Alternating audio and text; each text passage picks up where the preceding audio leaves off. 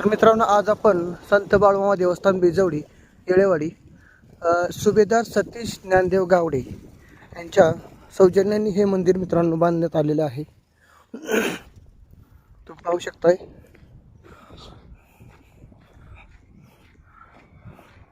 एकदम निसर्गरम्य वातावरणामध्ये या मंदिराची वास्तू बांधण्यात आलेली आहे.